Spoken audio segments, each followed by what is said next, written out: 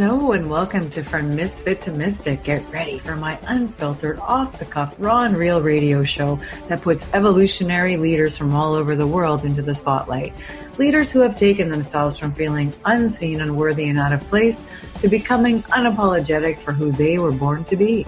I'm your host, Lisa LaJoie, and we will be digging into the victorious impact that these powerful change makers give to the world with their purpose, how they monetize their magnificence daily, and how they confidently stepped into co-creating the life of their dreams. Now let's dig into today's episode. Hello, friends. Welcome to From Misfit to Mystic. I'm very excited about today's guest, Kimberly Berry. This is a subject near and dear to my heart. We are going to be talking about mental health issues today and her experience and story and personal dive into making change around this subject. Kimberly Berry is the founder of Being UnNormal, a coaching and advocacy group that assists people navigate the world of mental health. She is also the host of the podcast Being UnNormal, which explores issues within the mental health community, including children's mental health issues. Kimberly is a sought-after speaker and coaches individuals on subjects such as personal and professional development, with an emphasis on parenting children with behavioral health special needs. She is the producer of the Adolescent Mental Health Summit, which takes place in Camas, Washington, tackling tough subjects like suicide and depression. She's absolutely a total powerhouse, and I'm really excited to introduce you to her brilliance. Honestly, absolutely incredible.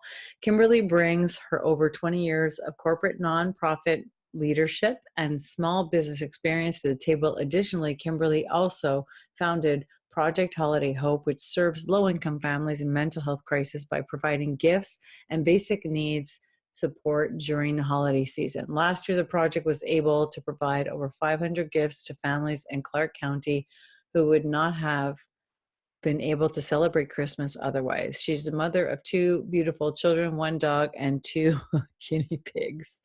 Very excited. Very excited. Kimberly, welcome to From Misfit to Mystic. Let's dig in and let's talk about this very important subject that is near and dear to my heart. Kimberly, welcome to From Misfit to Mystic. I'm extremely excited you're here on the show, and I can't wait to dig into the subject matter because it's close to my heart, and I'm very impressed with what you're up to in the world. So let's start there. First of all, how are you doing? How are you feeling? Doing great. Thank you so much for having me on the show, Lisa. I really appreciate it. I'm a fan of your work and been lucky enough to be the recipient. And I'm just so excited to be here to talk about mental health today. Oh, I'm very happy about it too. So I want to know, can we just run back a little bit in time and talk about how did this unfold for you? How did you create Being UnNormal? What happened? What happened in your life that brought you to here? Well, I mean, I think the story is long and tawdry, but the Cliff Notes version is, Yeah. about now it's about 11 years ago, I was married, and my husband at the time had a psychotic break. And as a result of that, it was from untreated depression. And as a result of that, it turned into and morphed into a paranoid schizophrenia. Wow. And it was a very scary and dangerous situation. Around that time, my, at the time, 5-year-old daughter she was exhibiting behaviors that I knew were more intense than her peer group. And we had had conversations with some of her daycare providers about some behavioral issues we had seen or they had seen in the classroom. But it kind of came to a feverish pitch around the same time that my ex-husband started exhibiting these really extreme behaviors and symptoms. My 5-year-old at the time had a huge explosion. And as a result, she wrote a suicide note and came up to me with a suicide note in hand. And she had a plan. She had a drawing. She had a plan. And I knew at that time the situation was desperate. And so cut to the chase, I ended up leaving my ex-husband Mm. and divorcing him, and I had 2 children at the time, and taking my 2 girls. And really then it became the journey of being the ex-wife to somebody who, is very, very ill, and being the mother of 2 children and going through their journey as their caregiver and parent, as I watched their mental health spiral out of control. And of course, I come with my own baggage, as Right. most of us do, in Mm-hmm. this day and age, I've battled myself with depression and anxiety in the past. So I have that firsthand experience. Wow. But really, Being UnNormal was born out of going through the process of watching what my children had to go through, and especially my oldest daughter, as she ended up going through a major psychiatric crisis, and really uh, losing a lot of my friends. I had lost my job. I almost lost the roof over my head. Going through that process when she was in crisis, trying to keep her alive. She was highly suicidal and required 24-hour supervision to make sure Wow. that she was safe. Mm. And that experience, I had heard a lot of judgment from people in my community. I had a lot of well-meaning people at the time tell me what I should and shouldn't do with my child. Mm. I had a lot of people have great suggestions, and I had a lot of people blame me and say that my poor life decisions was the reason this was happening, or I mean, and the list goes on. And really what I learned from that was that there was huge opportunities for education, because a lot of people had so much misconceptions and their own bias, and the stigma around mental health was really warping how they were interacting with me, my children. And this is from Wow. Mm. multi levels within the medical model, within the educational Right. system, all of this stuff. And so at that point I went, I got to a point, and I think that's the blessing and the curse of the situation, where I no longer cared what anybody thought of me. Mm. In that freedom, I went, now let's go ruffle some feathers and talk about mental health. And I'm very fortunate that my daughters are very supportive of this mission. My oldest daughter really doesn't care about anybody else's opinion, which, I think as an adult, I kind of a little bit envious of. And my youngest daughter actually was on my season finale this year talking about her suicide attempts. And so we now have become a family that, we continue in our own mental health journey and mental health struggles, depending on their diagnosis and how those symptoms are popping up. But we also are all on a mission to just debunk stigma and support people talking about a topic no one wants to talk about. So Yeah. that's how Being came into fruition. Yeah. And when did you build this? When did it start? When did it turn into form? What You year know, was it? How long ago? 2016 is when Okay. things really started. And as Okay. I shared my story, parents started to come out to me secretly saying, oh, well, my daughter's struggling with this, and what are you doing? And I started kind of building this network, Mm-hmm. and became sought out online, and I started getting involved in activism. And by 2017, I really had hit the ground running, getting involved with some organizations like NAMI. And then I created a holiday giving program in 2017 for children that are in psychiatric crisis. Because one thing that I know for myself to be true, and I see this in other families, is that the finances are greatly affected. And a lot of these families are struggling to keep a roof over their head. And when I was going through everything within my divorce and the years of poverty after that, from for various different reasons, underemployment, no employment, having to lose employment because of caretaking for my children, Christmas was always a nightmare situation and stressful situation for me, because I knew I Mm. couldn't put anything under the tree. So I started this holiday giving program. I called it Project Holiday Hope. Wow. And in 2017, it was its first year, wildly successful. I partner with a community mental health agency here locally in Vancouver, Washington, and we give Christmas to those families, and it's so fulfilling. We did it in 17, we did it in 18, and we're going to be doing it in 19. That's So incredible. yeah, it's, we served, the first year we served like a handful of families. Last year we were able to get out over 500 gifts. We even got a used car to a family who had just become homeless. It was incredible. And That's so amazing. Yeah, so now I'm 3 years in, and I started the podcast last year. So Yeah. we're over a year in its inception. We're going into season 4, and that has just been so amazing to be able to bridge the gap between the personal experiences and getting that professional knowledge on top of that, so we can really give amazing education to people I love and it. empower them. And that really Yeah. is what it is empower the person, no Mm-hmm. matter where they're at. So Mm-hmm. it's been fantastic. It's been lovely. Well, you know what? I have to tell you, first of all, Kimberly, like for me, it's close to my heart. I know we've talked a little bit about this because my brother was diagnosed schizophrenic, and I know firsthand what it's like to live with a mental ill person. I grew up in that environment, and I'm 55, so we're talking, 50 years ago, and there was no conversations around that. There was nothing going on around that. There was nobody who understood anything around it.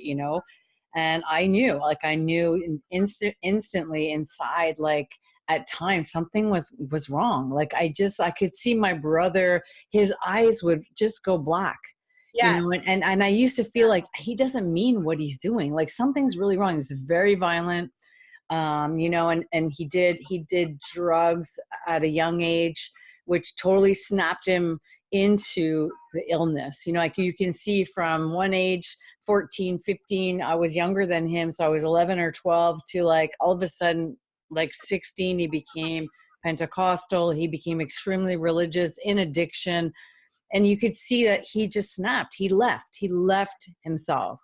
And I remember being young and just feeling so much compassion for him. And back in the day, I mean, it's really, I really admire this because my brother went through a lot. And we went through a lot as a family because of it. And nobody wanted to do with it. Nobody wanted to address it. No one wanted to talk about it. They were giving him major drugs like Haldol and all these kinds of drugs that basically broke him even more. So now in 2019, everything's changed. I know there's a lot more conversations, and I find it extremely interesting that what we went through was no conversations. Like actually, like, one flew over the cuckoo's nest. If you got put in the hospital, you got electric shock. Maybe they give you a lobotomy. Like it was really bad. And here we are with you, and we're having this conversation, and you're doing things that are, creating opportunities for people to learn more and understand more, but you're still going through certain stigmas and misunderstandings around what's going on. And that, this is like, these people are not outcasts. There's something happening here socially. Something's going on. So Yeah. I'm curious about what you think, like, what's really important for people, my audience here, to understand around mental illness? Like, what would you suggest? Where did they start from? Is it a place of acceptance, understanding? Like, talk to me about what you think. How can people learn about this? Well, I think one of the challenges with mental illness is, um, versus anything that falls under what we would call a medical illness, Yeah. is that there is a perception because you can't see it, it doesn't exist. And Yeah. so when we see people that are struggling with diabetes and cancer, there are very easy diagnostic systems and treatment, and people tend to treat those a lot more compassionately because they feel like they're real. And for some reason, we Mm-hmm. have disconnected at the neck. So everything from the neck up just doesn't seem, we don't think of our brains Right. to be a part of our bodies. And the fact that our brains are electrical chemical systems, Yeah. they can go offline. So I always use epilepsy as an example, because 100 years ago, epilepsy was looked at as you were possessed by the devil, you needed a Yes. priest, you were sent away, right? You were sent away, locked away in an institution to Yeah. treat this because it was just some religious failing. And now, as science has progressed and as we have gained more technology, be able to see things in the brain and image the brain and understand these things, we now know that it's an electrical storm in your brain. You take medication, it quiets down the cell excitability, and it lets people live normal lives. It has nothing to do with Satan. So, 100 years ago, if you had somebody who had epilepsy or madness, or how, whatever they would use to call that, it was very hushed. Oh, Uncle Johnny, he's some kind of special, and we sent him away, right? He gets these shakes, and there was this hushness and the shame that came about it with these families. And nowadays we know, okay, you take an anticonvulsant, you're getting treatment. We know it's an electrical storm. And if you have epilepsy, now if you were to go up to somebody and say, hi, I'm Kimberly and I have epilepsy, the reaction would be, oh, wow, are you getting treatment? How does that affect your life? Mm-hmm. And we would treat that disclosure as something to be admired. Yeah. But yet with mental illness, when we talk about especially severe mental illness, or what's called SMIs, which are typically mood disorders, so bipolar, schizophrenia, psychosis, all that stuff, we, for some reason, don't make the correlation that this is all brains gone awry. So it's the same thing as epilepsy. It's just affecting different chemicals and different neural pathways in different points in the brain. Yeah. But it's doing a lot of the same thing. That's why we treat bipolar with anticonvulsants, the same medication as epilepsy, because it affects similar regions in the brain. Yeah. But again, for some reason, we have had to separate those, and we treat them differently. We have the medical model, and then we have the behavioral health model. So we have two different systems treating these things. Where really neuroscience and the advancement in neuroscience and neuropsychology is really teaching us to go from the neck up and look at this from a medical, scientific standpoint, and understanding the behaviors or symptoms of how it presents. So we have treated these as behavioral choices versus an illness that has a symptom and a cause. And this disconnection creates stigma and misconceptions that can prevent people from getting care that they need. It stops people from helping somebody that they love, or being too scared to admit it in themselves because they look at it as a character defect instead of having something wrong with them. If you broke your bone, you would go to the doctor. If your brain is breaking, you should go to the doctor. And whatever doctor needs to be a part of that team, that all comes out in the wash. But we need to for understanding that the brain isn't just an online all the time thing, and we are all just one electrical misfire from having a very bad day. And if we treat that with compassion and understanding, knowledge, education, we are empowered to approach that whole system differently. And that's why it's so important for me to expose, and I work with people, to expose those limiting beliefs. The majority of us have misconceptions about really what mental illness is and how it impacts us. And especially parents, right? Because the struggle with parents is that we pull from these legacy parenting systems, the way that we were taught to parent our children, these legacy parenting styles that do not fit in the mental illness, mental health scheme. We have to parent differently. And a lot of the times parents feel like they're butting their heads up against the wall because they can't modify or change the behavior of their children that are in a mental health crisis. And when we use these outdated parenting styles, it can exacerbate a situation, because then as parents, we're putting our expectations, and people in adult relationships do this too. This the caregiver, somebody that's dealing with somebody who's mentally ill, be it a spouse or a parent. We have these stigmas, these concepts of mental illness, and then we react from those concepts. That's the stigma. So if we have bought in to what people say mental illness is, depression is laziness, or you just have to get over anxiety and just push through it, or whatever that looks like, right? People who have addiction should just be able to get sober like that. All of this stuff. If we buy into that, then we're going to be treating and interacting with people who are struggling with their mental health in a very biased way. Absolutely. And we don't help them at all by being that way. Correct. Right? We really don't. We don't make them feel what they need to feel, which is understood and accepted, and just like You know, I think it's so very, very tough. I love what you're saying. I love it all because to me it means so much because of what I went through personally. And I think people need to understand. Like, I also, and tell me what you think about this. I believe people are terrified that that could happen to them. And that's why they really want to shove it under the bus because they're just absolutely terrified. Because the truth is, it's an organ. It can do that. It can break.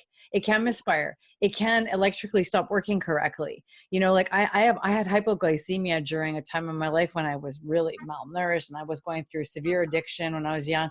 I had hypoglycemia, which had the exact symptoms of schizophrenia, like literally. When Yeah. your brain chemistry stops working correctly, you get Yeah. some really crazy things going on in there. And I know, like, it's like if you meet a person who has diabetes and they're having a severe diabetic episode, they're hallucinating. They're not there anymore. Like, severe things are happening to the brain because the brain eats that sugar. If it doesn't have sugar correctly, it starts breaking down. Yeah. And any condition in the brain is just a brain condition. I love what you're saying. It means, like, it makes it so absolutely clear, acceptable, digestible, and it just makes sense. It really makes sense. So that's amazing. Like, first try to understand that the brain's an Absolutely. organ. You know what I Well, mean? Okay. yeah, exactly. And what's challenging is that, medicine is slow. For everything that Yeah. it's fast, it's also slow. Yeah. So we have not had the technology or the ability to really understand the brain up until recently. So when the Human Genome Project came out, they were able to then understand more about the epigenetic factors, DNA markers, and understand some more of the biofactors, Mhm. biology type factors of the Absolutely. illnesses. And then with the invention of fMRI imaging, we're able to now see the brain. Yes. So we're slowly getting there, but it is a slow process. And part of that is due to funding. There's not a lot of funding for these types of things. It's becoming more prevalent, but, you know, when, at least in the US, we're a for-profit medical community here. And if there's no money to be made for it, there's no money to fund it. And Yeah. that can be really challenging. And so the Heartbreaking. insurance companies here are really the gatekeepers into being able to put money into these studies and into this technology that can help. It's getting better, but we still have a very long way to go. Oh, We now understand a lot more than we did even 10 years ago yes. because of the Human Genome Project. But yet we Hmm. still have so much farther to go to understand, you know, uh, markers, and understand how medications react. And then, I was actually, yesterday I was talking to a researcher from the University of Michigan. She's at a bipolar research institute. And for me, as a parent, I of somebody of a child who has bipolar, it was like, it would just be so nice to be able to get a test, do a blood test, know exactly what we're dealing with and what Right. medications help. Wouldn't that be lovely, right? Yeah. But it's not so simple. Yeah. So, they're doing some amazing research around this now, but it's still going to take time. And that's the Yeah. hard part, is that it's patience. And a lot of this at this point is really trial and error, and people don't like that. It requires so much patience. And part of the problem, or some of the challenges around this too, is when you have a medical disease, you're treated in a hospital and then you come home. When you have mental health issues, behavioral health issues, unfortunately, a lot of the treatment falls upon the caregivers. So be it the parent or the spouse or whatnot, because all of that treatment is being done in the home environment. And that's incredibly exhausting, especially for that caregiver who just wants to, quote unquote, get back to normal. And Yeah. that's really, part of the struggle for these communities. And it can be so isolating because of the stigma piece. I know for Yeah. myself, it was, I lost a lot of friends. People just Mm. didn't understand. And No. that happens very frequently. So it's a very Yeah. isolating, it's very stressful, all of these different factors, because we just don't, we don't just put these people away anymore, right? No, and And there's also, pros and yeah, cons, you yeah, know. yeah, So for there's sure. so many challenges with this, but yet Yeah. there are breakthroughs coming down the pike, and we are finding new treatment options, and we are modifying some stuff that, Hmm. and it's evolving, and it's an evolution. As we further understand the brain, then we can help treat the brain. Yeah. So Like a couple of things from just to take some stuff away from what you're talking about here. And I had a memory of my brother. And at one point they found the cocktail that would work for him. Okay. I mean, this is like this is a 30-year story with my brother.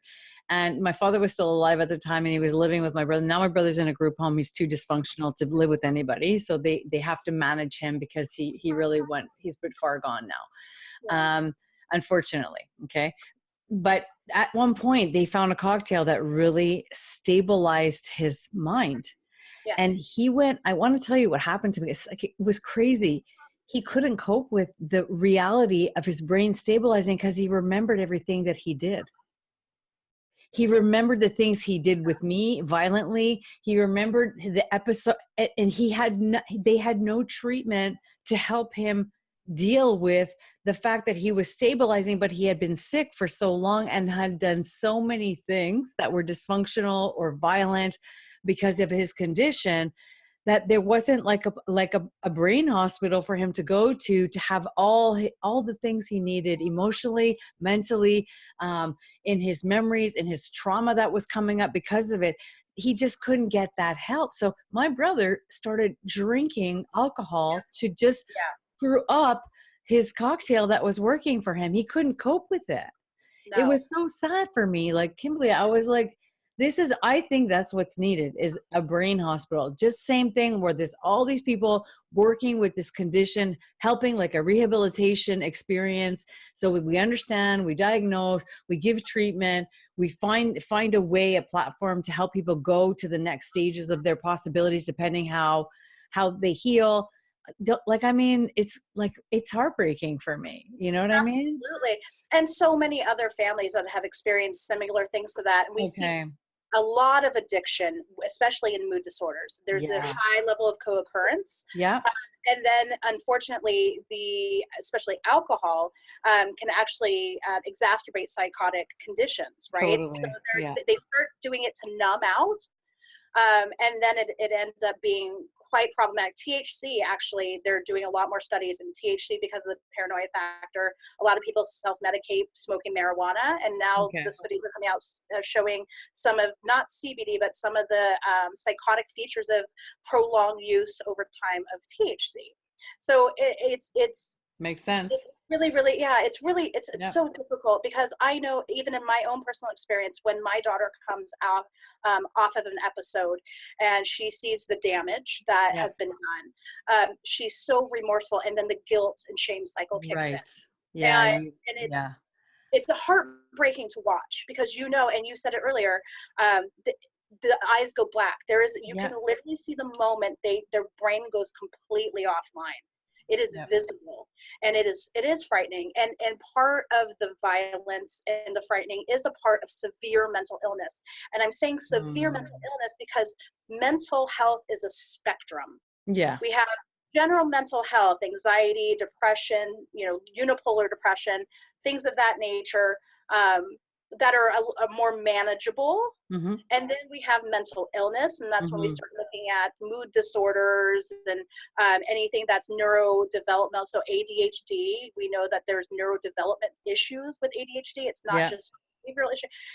Bipolar, the severity and the spectrum of bipolar, Yeah. schizophrenia, and then we start going, and if we talk about the whole the neurodiversity spectrum, then we start moving into like antisocial, psychotic, psychopathic behavior. That's all part and parcel. And we can look at that whole spectrum and look at places now in the brain where we see those specific places go offline for all of those different diagnoses. So, Wow.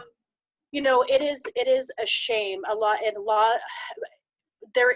I think what gets amplified in the media is some of the more scary experiences that we have encountered with mental illness. And I don't want to take that off the table, that is a reality, because Yeah. it is. Many Yeah. people have experienced that. Yeah.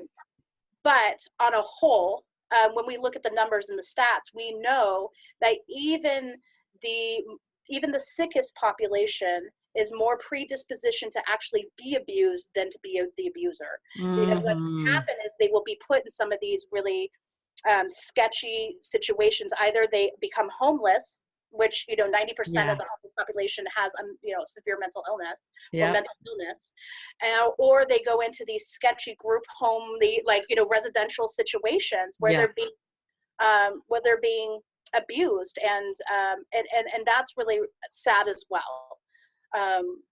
So there's no, it's not that there isn't help, and we are getting better, but again, it's just a slow roll. Yeah. So the only thing that we can do, to help contribute to the overall Mm-hmm. change in the world is to, number one, change our viewpoint and understand where we may be wrong and how we perceive mental I health. love it. Yeah. And yeah, especially when we start looking at parents, and because I work with parents and I see this a lot, they don't want to admit their child is going through a mental health issue because they feel like it's a reflection of themselves. And Mm-hmm. they feel they would have to admit that they're a bad, quote unquote, bad parent if their child was depressed.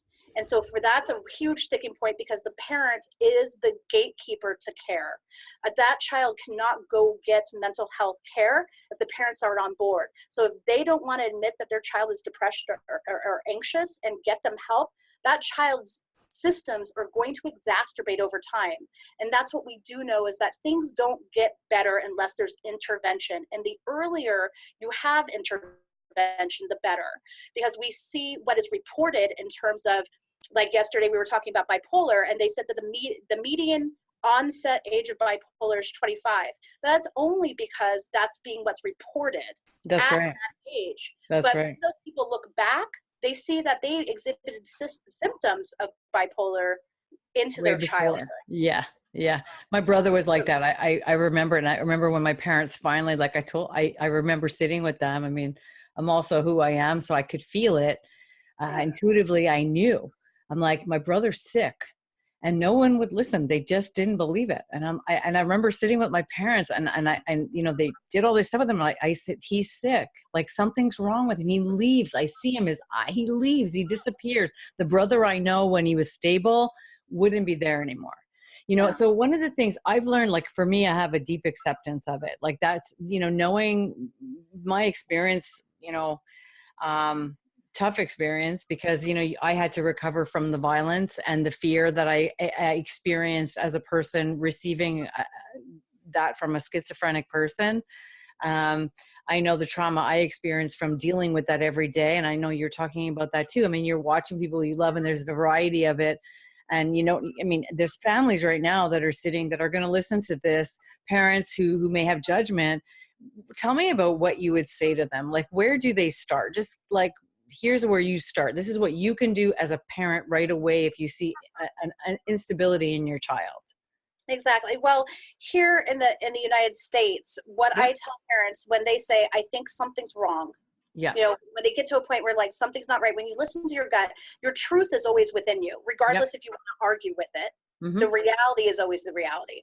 So I would say tune in, listen, just take your own judgment and perception out of it and say, do I think something could be off here? That's, Yeah. Start off with that question. Is something not just right? Yeah. And if you say yes to that, and if you can't start to dispute it, or you have to argue with yourself to get to that no answer, then the first stop is to go to your primary care physician or your doctor. Depending on, and this is where it gets a little hectic here, depending on your insurance, that really starts to dictate which path you're going to go down. Yeah.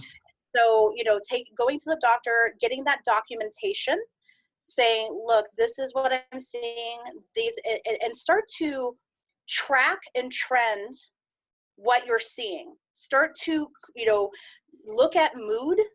Are they happy? Are they sad? Are they withdrawing? Are they irritable? Are they angry? Like, start to look at their mood. Are they slowly losing interest in activities that they no longer enjoy, or they used to enjoy and they no longer enjoy?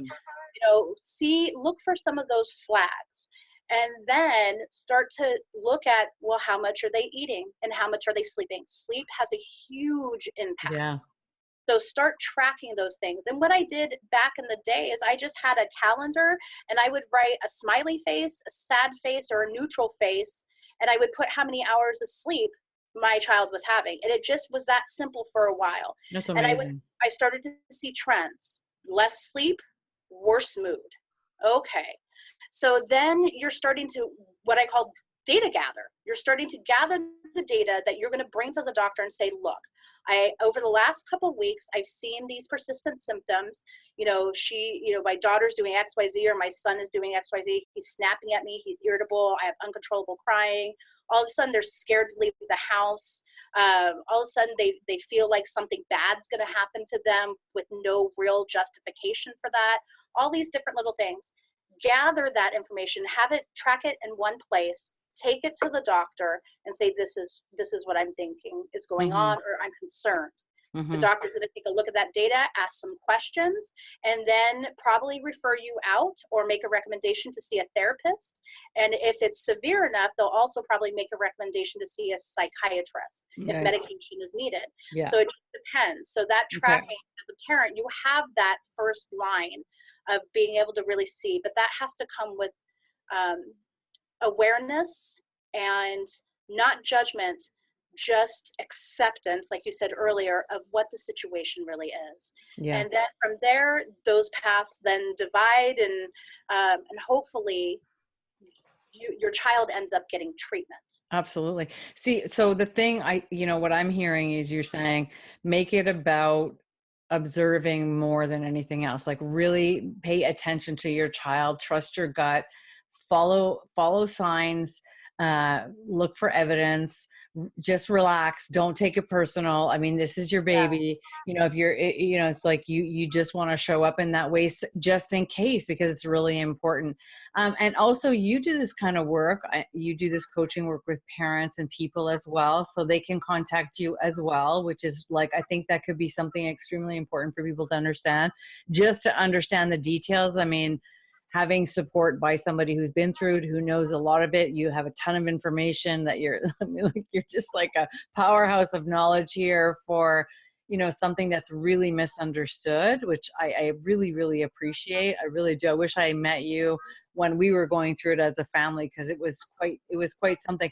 My parents, both of them, the most painful thing for me that I watched was my brother was sick. And my father, he ended up moving away and being in a really weird situation with this woman who was sick also. And my father just threw money at it. He didn't know how to handle it. He couldn't accept it. So he threw money at it and let them deal at the other side of the world, out west. I'm on the East Coast, on the West Coast. And then, 20 years later, my brother came back, he had to deal with him anyways. And I remember telling my dad, it's like, wouldn't it have been better just to understand what was going on with him and try to know? Because if you give a mentally ill person money and more money, they're just going to do really things that are going to harm them. Like, my brother drank and he got into drugs, and it's like, he's so afraid to deal with reality that my father just threw money at it, and it didn't help. My mother too, she just ignored it. And I don't think they really wanted to. I just think they were so afraid and uneducated.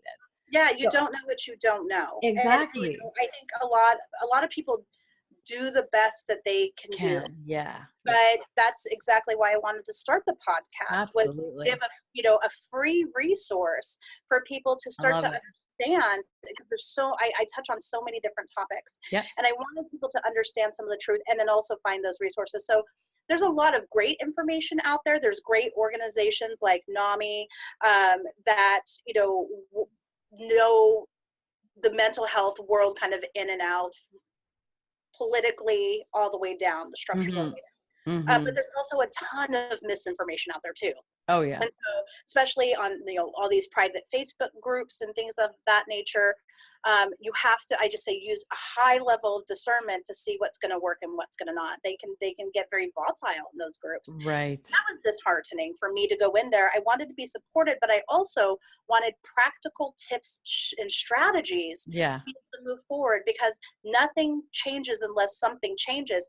And if you're kind of navigating a new world and new systems and different ways of interaction and building new concepts around those, none of that is going to happen if you stay in the old information, and if you continue to believe and buy into the stigma of it all. So, and a lot of that, it can be very isolating. It's very hard on the caregiver. It's very isolating for the caregiver.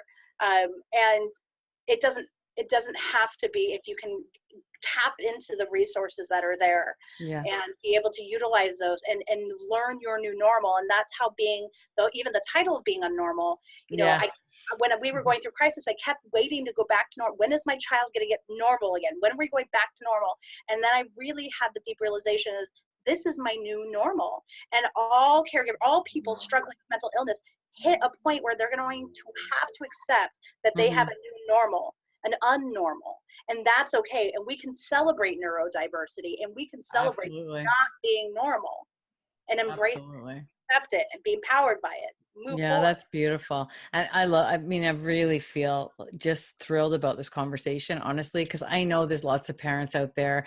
You know, I have, you know, personal feelings about what's going on and, you know, a lot of ideas. And, you know, I've tapped into lots of information personally about like, you know, why are children growing up so much more with so many more mental kind of conditions they're dealing with? Why is every kid ADHD now? Like, I mean, it's an epidemic here in Canada, in Montreal in particular. Like, I have every second parent's telling me my kid's on pills, my kids. And I'm like, I just have a hard time believing that every person is that unstable. I think like there's a lot of things going on that we need to understand, like food, like you know, things like sweeteners, sugar. What are we eating? How are we like digesting? And what are we putting in our brains and our minds? Are we getting enough? Like there's so much, the internet, like the speed with which kids are, their brain can't keep up with what they're visually seeing. I think there's so many factors, you know? It's multifactorial. I mean, that's the broad answer, is that there are many different factors that are coming to play into this. One of those factors is that these mental health issues have always existed. We may have not saw them for what they were. Yeah. So although we have some abnormally high, some over-diagnosing in certain areas, we still have under-diagnosing in some of those areas. Okay. And it's so individual. There are many factors. We know that there's a connection with our gut biome and the manufacture of serotonin and dopamine. 90% of serotonin is manufactured in the gut. Yep. So if we have a poor diet, that's going to inhibit our ability to manufacture serotonin, which is going to lead us to, you know, higher rates of depression and anxiety, right? Yep. So there is that. There are these social economic factors of you know, when we think about poverty and what is happening to the, you know, here in the middle class, and the stress of not being able to afford anything. People are losing their homes and not being able to feed themselves. We know that that trauma embeds into the DNA and then is passed down intergenerationally. And so they've done tons of studies to show that we now have more occurrence of violence, you know, that we are being exposed to on a daily basis. And like you said, we're getting constantly bombarded, but that is retraining our neural pathways, right? So that it does something. So there are all these different factors that come into play. And, you know, with my youngest daughter, we went to a neuroscience lab, and she had to go through a 6-hour evaluation. They did cognitive testing, emotional testing, all these different tests to get a diagnosis. So a lot of times, sometimes when we see possible overdiagnosis, is because they may not be in the right specialist, or their primary care physician has just kind of labeled this just because of the symptoms that are reported, and it still can be very subjective. You know, my youngest daughter does have ADHD, and for her, Ritalin is a lifesaver. I actually got a message from her teacher today going, I had to go talk to Ella today because she was, you know, a little fidgety and she told me she accidentally forgot her meds today. I mean, it is that obvious for us. For absolutely, when the condition's there, of course. Yeah. 100%. And so and some parents with children with a very mild form of ADHD don't have to medicate. They're able to change the diet and the food, and that works too. So and so that's when it becomes okay. The diagnosis itself is a framework, but we manage the symptoms that are impacting function, and that's the component that a lot of people forget. How is that diagnosis? How is their behavior impacting the function of their life, and how are we going to address the Mm-hmm. symptoms of that Mm-hmm. behavior, the causes of those behaviors, so we can change the quality of life. And that Mm-hmm. really has to be the focus, right? It's not, I want Johnny to stop jumping off the couch. It is, Absolutely. why is Johnny jumping on the couch, right? Yes. Yes. What's happening here? What is the underlying issue, or the, what I like to talk about a lot is the unmet need of the child. The behavior is I a love simple it. unmet need. Yep. And that's true of most people. We all Yep. have unmet needs, and our behavior is symptomatic of those unmet needs. So in terms of mental illness, really not getting too hung up on, does it have to be meds or food, or why is this happening or anything? It just is. At any time function is impacted, there needs to be an intervention. I love And it. whatever that intervention is, yoga, meditation, diet, Mm-hmm. exercise, Mm-hmm. it's all great. Do Yeah. it all. Find Yeah. what works for you, because it's very individual. Everybody's brain is different. I Yeah. know for me, medication is a huge part of our life, and it Yeah. happens to be very impactful. My daughter has bipolar, and we know Mm. in that type of illness, it does need to be managed with medications, just because of the Absolutely. way that the brain is designed. Yeah. But that's not necessarily true for somebody who may be just struggling with unipolar depression Yeah. and is able to make some lifestyle changes and get some therapy, cognitive behavioral therapy, dialectical behavioral therapy, whatever that looks like for them, and Mm-hmm. able to retrain their brain to think differently and Yeah. alleviate that I depression, love or it. manage anxiety. So Amazing. No, yeah. honestly, so important and incredible information. That's what I was saying. Like, there's such an epidemic, and there's so much reality in the epidemic. You know what I mean? It's totally like completely. I've had this experience with my own brother. Difference from one without pills, without alcohol. I also had a friend at one point too that was like, they changed her medication. She was bipolar, diagnosed bipolar. So they changed her medication. She 911 me. I found her on the floor in a fetal position just from the change. Her body was like, that's not going to work. And I was like, wow. And I just stayed with her Whoa. and calmed her down. No, I did. I mean, I walked in her house and I just sat with her on the floor because I was able to accept her condition without judgment or fear. And I think this is really important for people to understand. You don't have to be afraid. You're just trying, but just her, like, as an example, because I was there, and I could just talk her down off that ledge, she was able to calm down because the mind started going wherever it was going. And then we went and saw the doctor, and she got herself all, corrected. This is Sorted out. Yeah. I And want I to think know. you just touched upon a really important point that it jogged something that I did want to touch upon, and Absolutely. that's suicide and suicidality. And Yeah. I really want your audience to understand, by talking about suicide does not mean it's going to introduce the thought or make somebody Mhm. suicidal. We know that that's not true. No, In for sure. fact, the opposite is true. It actually alleviates the stress off of the person that may be feeling suicidal, and it opens Absolutely. the door to conversation. And it can be a very, very awkward, uncomfortable situation, but it's so important for people to understand that it's a direct question. It's not, are you thinking about hurting yourself? Do you feel suicidal? Do you want to die? Do you have a plan? Mm-hmm.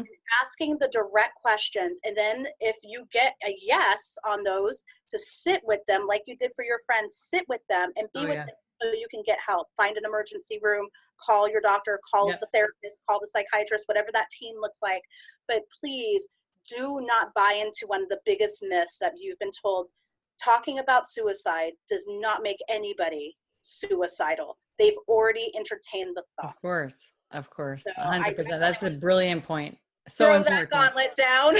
No, but that's a brilliant and important point. You know what happened with my girlfriend in that moment? I just didn't leave her side. Like, I think that was very significant for me, and my brother too. Like, there were times sometimes you just have to. Your acceptance is a feeling that you transmit to another person, which allows them to relax. Because the minute, like, she went into like, something's wrong, and she had to deal with that thought. Yeah, So I was absolutely. able to help her go, this is exactly what's wrong. You changed your meds. We're going to go to the doctor immediately tomorrow morning. I'm going to stay here all night with you. Like, boom, calm down. So the minute her brain heard me, she was able to shift. She didn't Yes. feel better, but she was able to just stay with me more calmly and know that I understood what was happening. So it was okay. Not You every kid. held that space Yeah. for her. And that's something that a lot of parents, because they're bringing their own baggage into that escalation, 100%. may Yeah, just kind of intermittently make it worse they because do. they come with fear Yes. and we respond to each other's energy. So, I mean, number one, I applaud you for, Thank holding you. that space for your friend. It was probably a life-saving maneuver. And, it's very difficult, but it's absolutely doable if we come into those spaces with compassion and understanding Yep. versus fear or blame or judgment. The outcome is different. Mm-hmm. The outcome is you're saving this person's life, and this is, that's what it really Totally. comes down to. I Yeah. remember my daughter told me, we had conversations when she stabilized about her suicidality, and she said, "Mom, do you know why I didn't kill myself?" And I said, "No, why didn't you attempt to kill yourself?" And she said, "Because I knew it would break your heart, and the Oh, one thing I knew through all of this is how much I loved you." and that's huge. It And was that's it was enough huge. to keep her alive. And you know what? I'll take it. Huge. I'll I, take it. I totally a safe Love place to love fall. conquers all. Right? That's like so important. Like such a valuable statement to make. Like your love, your acceptance that you shared gave her that consciousness that her brain couldn't get without that feeling. It's so important. Like I think this subject for me, because I know so many parents going through challenges and this it's just, it's a really hard time because of a lot of reasons, as you know. So the work that you're doing means so much to me, and I know it means so much to. It will mean a lot to other people that are going to listen to this show. I want to know a couple of other things, okay? Because I think what you're doing is brilliant, and I want people to be able to reach out to you. So the podcast is called Being UnNormal. It's a Being Yes. UnNormal podcast. Where can they find it? So you can find it directly on our website, www.beingunnormal.com, and that's going to be two N's, unnormal. Yep.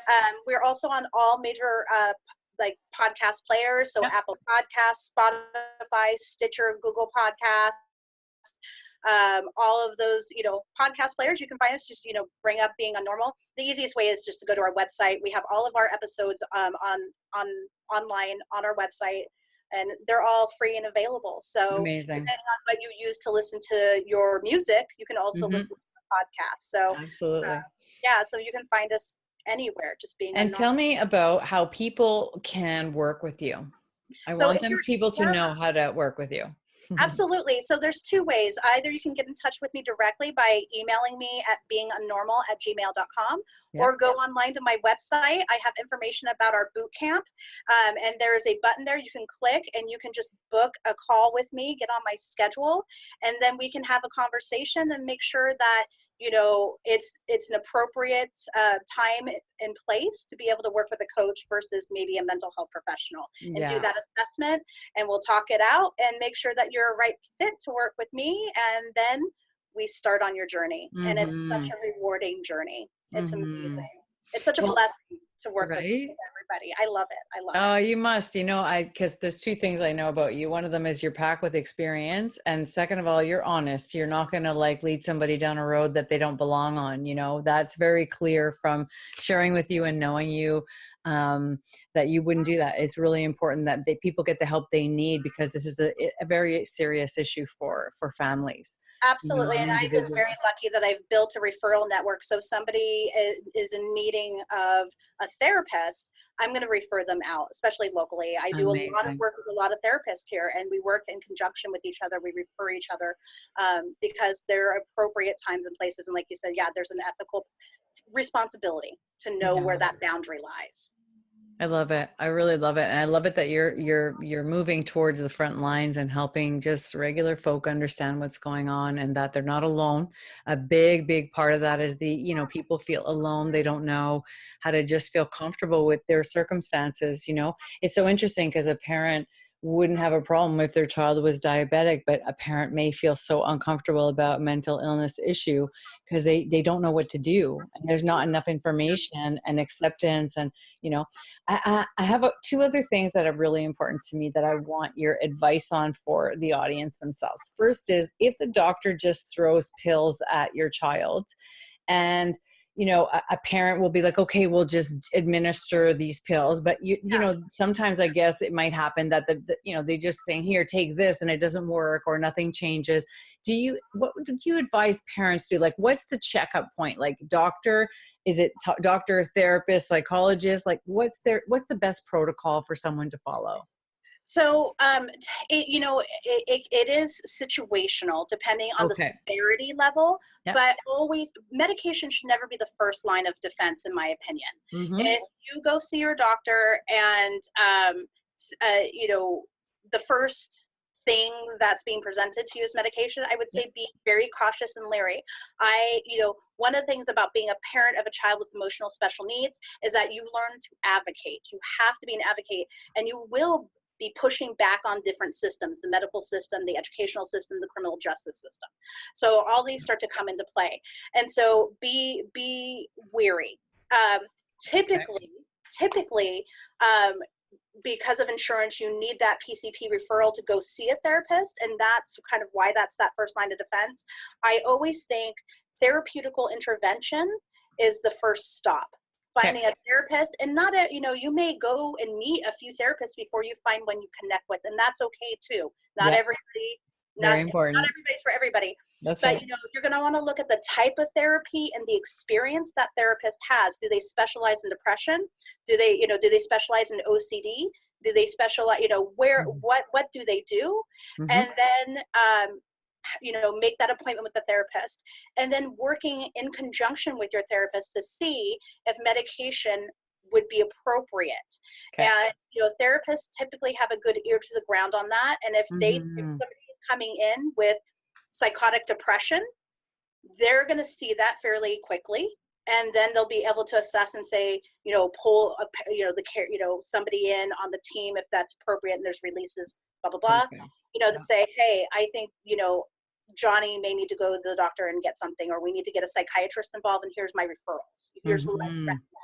And ask your therapist for recommendations, and then you can find a psychiatrist to do the medication management piece. Perfect. So yeah, Very important. that's typically how I would navigate that. Mm-hmm. And do you recommend also that parents find groups, or do you have like obviously to me, just the podcast alone, like go listen, because there's, you know, just going to be a ton of information you're offering even here. Like, I mean, just this small show here is like just packed with information from you. So that's really important. Get support. Parents need to get support. People need to get support. Yes. You know, make sure that they move towards allowing themselves to deal and find out and discover the experience of the truth, like what is really going on here, and give them Yeah. a chance to do it patiently and lovingly. Like, because I think part of, you know, like my parents were distraught. They didn't know what to do, right? Yeah. They never helped themselves over it. They just suffered over it. Yeah, You know what I absolutely. mean? And Yeah, that, and I think that groups are important, but I will go back to kind of the yeah, beware. The same thing with the internet. Look for a group that has structure and maybe affiliated with a okay, bigger organization. So NAMI does free support groups. They're a great perfect. organization. Okay, To go, you know, you can check out their website. It's N as in Nancy, A, M as in Mary, I.org, NAMI.org. And they have lots perfect. of free support groups.